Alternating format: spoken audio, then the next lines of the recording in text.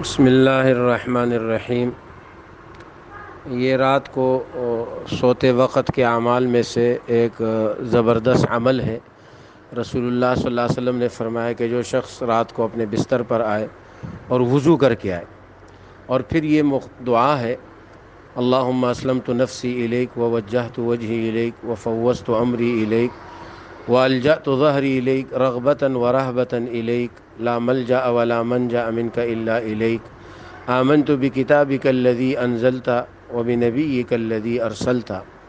تو فرمایا جو یہ دعا پڑھ کے سو جائے گا، اگر اس رات انتقال ہو گیا تو اس کی موت ایمان پر ہوگی اور اللہ تعالیٰ اس کو جنت میں بھیجیں گے۔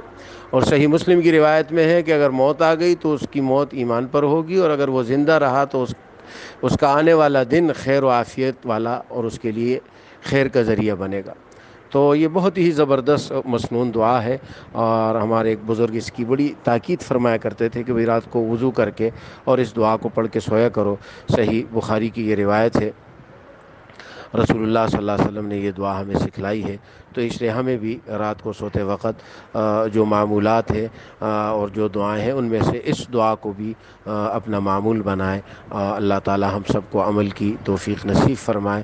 یہ آپ کو آواز میں بھی دعا بھیج رہا ہوں اور لکھی ہوئی بھی بھیج رہا ہوں، اس کو آگے اور بھی ساتھیوں کو بھیجیں کہ اس مسنون دعا کو پڑھ کر سویا کریں۔ اس کے بہت برکات ہے۔